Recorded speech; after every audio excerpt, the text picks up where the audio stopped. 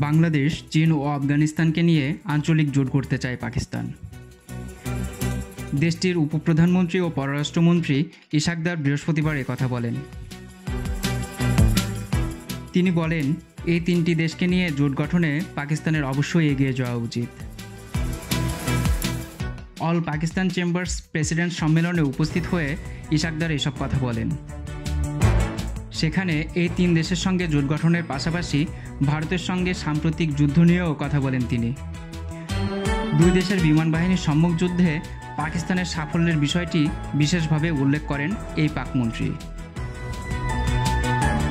দার বলেন, ভারতের বিরুদ্ধে আকাশে আমাদের লড়াই 1 ঘন্টা চলেছিল।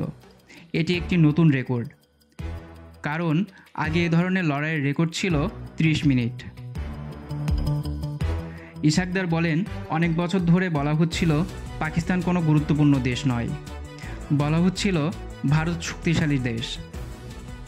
বিশ্ববাসীও তা বিশ্বাস করেছিল, কিন্তু তাদের নতুন কিছু প্রমাণ হয়নি। বিশ্ব এখন আমাদেরকে শক্তিশালী দেশ হিসেবে দেখছে। উপপ্রধানমন্ত্রী আরও বলেন, মিথ্যা অজুহাতে পাকিস্তানের বিরুদ্ধে একতরফা ব্যবস্থা নেওয়া শুরু করে তারা। ভারত সিন্ধুর পানি চুক্তি স্থগিত করে কর্তৃত্ব জাহির করার জন্য। এর জবাবে পাকিস্তান তার আকাশসীমা বন্ধ করে দেয় ভারতের জন্য। ইশাক দার বলেন, পাকিস্তান প্রথমে কোনো সংঘাত শুরু করতে চায়নি, কিন্তু বাধ্য করায় তাদের বিরুদ্ধে শক্তিশালী ব্যবস্থা নেওয়ার সিদ্ধান্ত নেওয়া হয়। ভারত তার নিজ দেশের শিখদের ভূখণ্ডে মিসাইল ছুড়ে এর দায় পাকিস্তানকে দিতে চেয়েছিল। ভারত যখন পাকিস্তানকে লক্ষ্য করে মিসাইল ছোড়া শুরু করে, আমাদের ধৈর্যের বাঁধ ভেঙে যায়।